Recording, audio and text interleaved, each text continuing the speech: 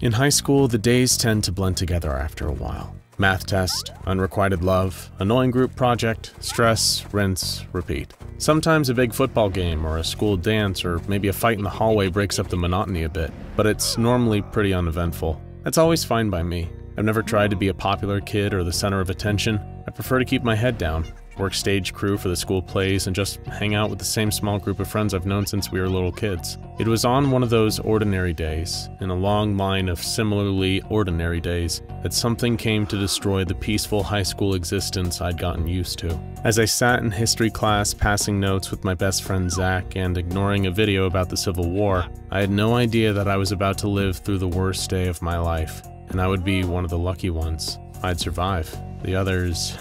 let's just say they wouldn't be so lucky. I was just scribbling a response to Zach, something about hanging out and playing Xbox after school, when the PA system crackled to life. Our principal's voice cut through the droning narration about the Battle of Antietam as he spoke. Staff, this is a lockdown. Initiate your lockdown procedures immediately. If you're a visitor outside the building, please leave the property immediately and call 911. I assumed it was just another lockdown drill, until I saw my teacher's face. She looked pale, her expression tight, like she was trying to hold it together for our benefit. I could see her hand shaking as she reached to turn off the video. When I heard the tremor in her voice, I knew for sure she was terrified. This was not a drill. As our teacher locked the door and we all climbed under our desks to crouch in the dark and wait out the lockdown, I could hear my classmates whispering fervishly. Everyone was trying to figure out what was going on. Someone suggested a kid had brought a knife to school. Someone wondered aloud if a threat had been called into the principal's office. Zach cracked a dumb joke about a mutated frog escaping from the biology lab, when suddenly a scream rang out, echoing down the hall. Have you ever felt an entire room of people holding their breath at once? I have. We listened for the sound of fighting, for gunshots, anything, nothing, and then another scream, louder, closer, and longer than the last. It was the scream of pure, unadulterated fear and pain that dissolved into a wet gurgle that made my stomach turn. Zach and I shared a look, one that said, whatever's going on, it's like nothing we've ever seen before. I could feel my chest tightening, and it was getting harder to breathe.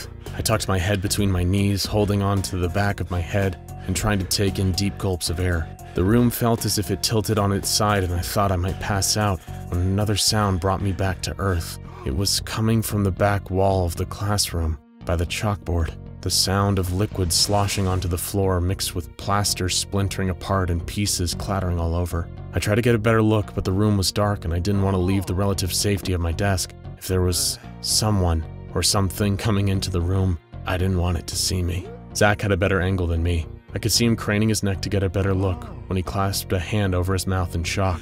I heard him scream, muffled against his hand. What had he seen? What was it? Before I could even ask, my teacher's cry rippled through the darkness and the silence. Get out! Get out! She repeated over and over again, and I could hear the raw desperation in her voice. It was like someone ushering passengers off of the sinking Titanic.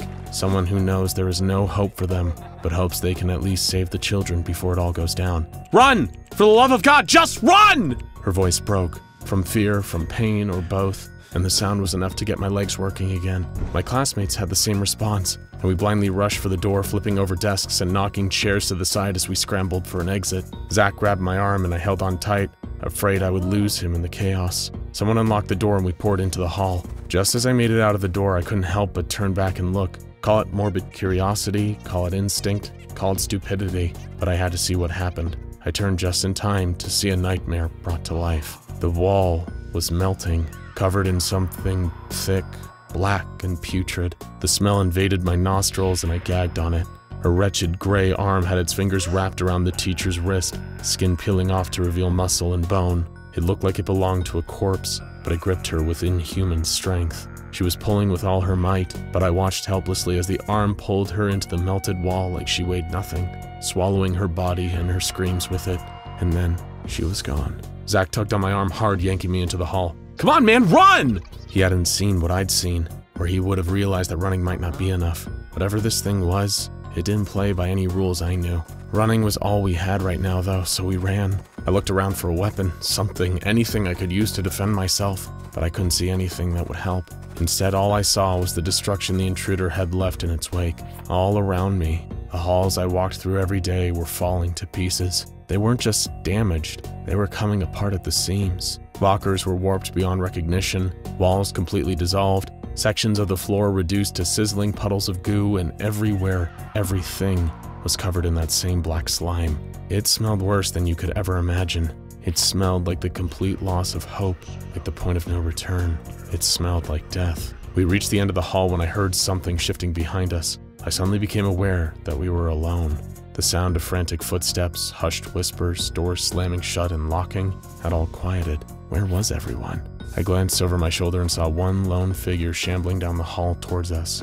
It was far away and I could scarcely make it out in the darkness, but I could hear dripping, sizzling, and the smell of decay growing stronger. That was not a classmate or a teacher. Whatever it was taking people away or killing them. I didn't know exactly what.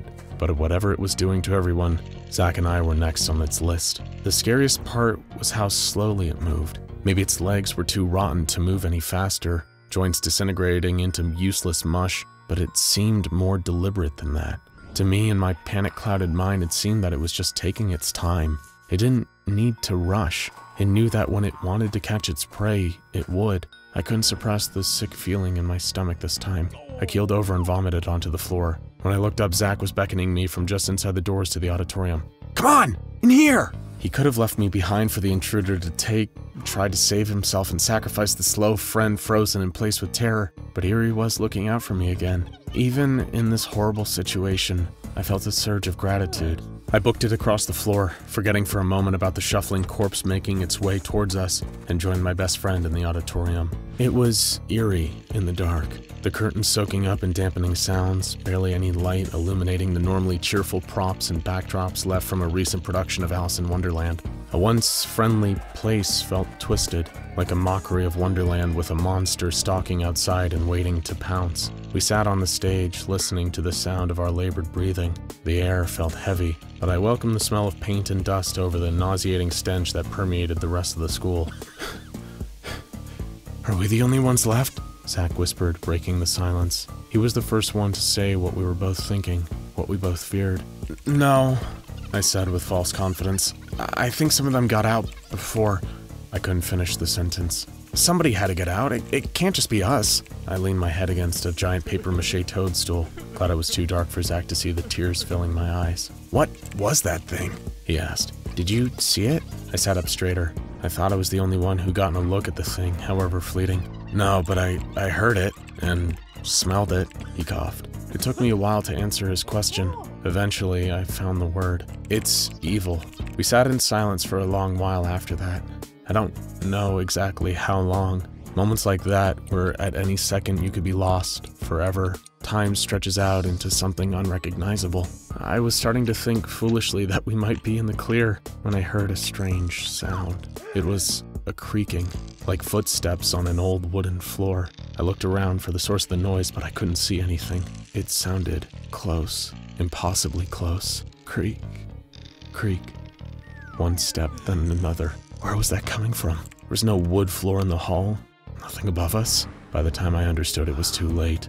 The top of a head, slimy, clammy, and gray, with tufts of limp white hair clinging to the soft flesh, began to emerge from the stage where we sat. Eyes hollow and dead, but somehow alert and searching for us, came next, followed by a gaping wound where a nose should be, and a wide, toothless grin. It looked almost like a person, but it was wrong. Just wrong. Every cell in my body rejected it, screaming at me with thousands of years of animal instinct that I had to run. I grabbed Zach's arm and yanked, but he didn't come with me. I turned to look and my heart jumped into my throat. It had him. Its bony fingers, I had a hold on his legs, and he was already halfway gone, pulled into the slick black puddle in the stage. His face was damp with tears. As the reality of his fate set in, he grabbed my hand in his and squeezed. "Run!" was all he could get out before the old man pulled him out of sight. So I obeyed my best friend's wish. I ran, and I hid in the prop closet, hand over my mouth to stifle my breathing. Suddenly there was a loud bang, and I heard voices yelling, something that sounded like a gunshot, a blast of bright light, and a voice, male and official sounding, called out, "Is anyone in here? You can come out, we're with the police!" I opened the closet door and peered out to see hazmat suits wielding bizarre weapons and carrying devices I'd never seen before. The man who had spoken approached me, took my hand and asked me if I'd seen anything. I got the strong sense that I should definitely not tell him what I'd seen. No sir," I said. He nodded. Whether he believed me or not, he knew I wouldn't say anything more. "Gas leak," he said. "Destroyed large parts of the building. Highly dangerous. We need to get you out of here." They took me home, and I hugged my parents tighter than I ever had before. That night, the news covered the tragedy at my school. The gas leak had taken dozens of lives before the authorities had gotten there. Everyone else can accept the story all they want. I know the truth. I see it when I close my eyes. Imagine it standing over me when I wake up in the dead of night. Those hollow eyes, that horrible smile, the stench of death and rot. It looked right at me. It saw me. It wanted.